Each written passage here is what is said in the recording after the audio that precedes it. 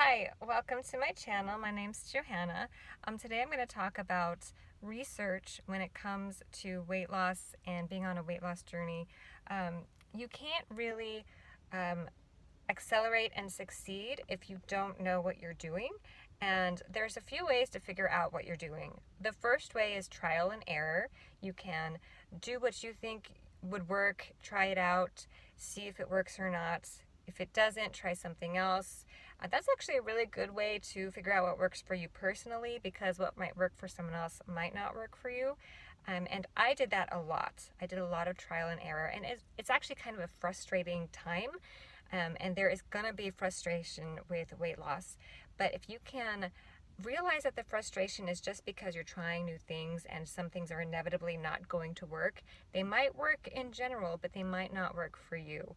For example, I'm a huge morning person and I love to work out in the mornings, and that works really well for me, but a lot of people don't like the mornings. Another thing that is particular to me is I hate weightlifting, except if I'm watching TV. Other people can weightlift any time of day, but for me, I have to be watching something or I get so bored. So as you're trying to figure out, and by the way, that took me like 4 years to figure out. I was so frustrated that weightlifts weren't working, but it took me 4 years to realize, oh, they do work just fine. I just have to be watching something. I have to be distracted and can't be thinking about the actual movements or I get bored. So it might take a long time for you to figure out what works for you, and it's frustrating, but that is a way to figure out what works. Another way is by reading other people's testimonies and stories about what worked for them. And so I advocate shapefit.com's success story page, ShapeFit, just like it sounds.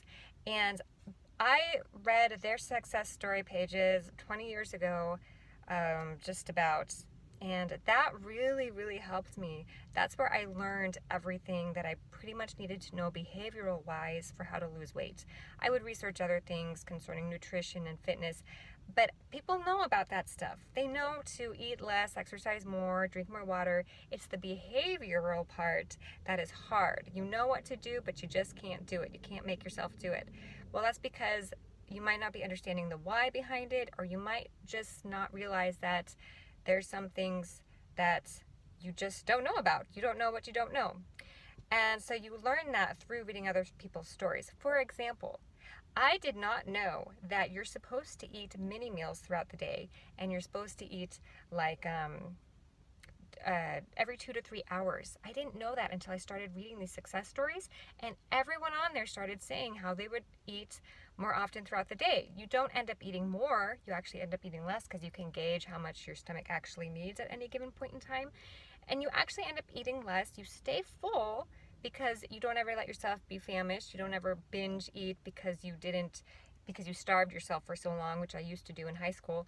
And so by reading these success stories, and you see people starting to say the same things over and over again, like how important a gallon of water is, maybe not that much if you're not used to it, and how important just walking or something really slow, like you don't have to do this crazy intense exercise. That was new to me too.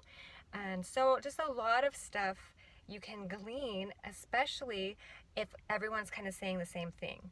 So I relate things to like the financial world because I really like finances a lot. I like to study it.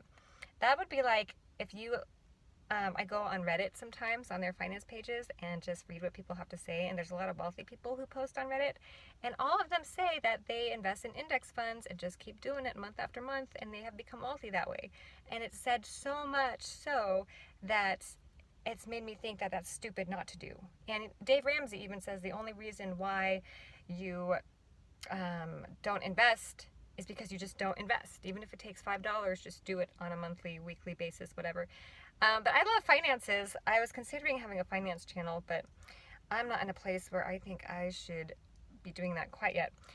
But anyways, so that is the same with weight loss. Go to shapefit.com, read people's stories. You'll see the success clues, and you can follow that path to your own success.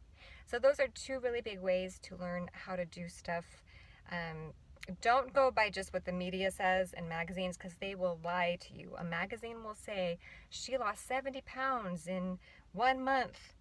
If you're losing 70 pounds in 1 month, it's all water.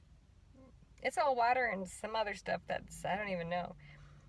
You actually only want to lose weight at a rate of 1 to 2 pounds a week, because that way you're actually losing fat and not water and not muscle and not anything else that you actually need in your body.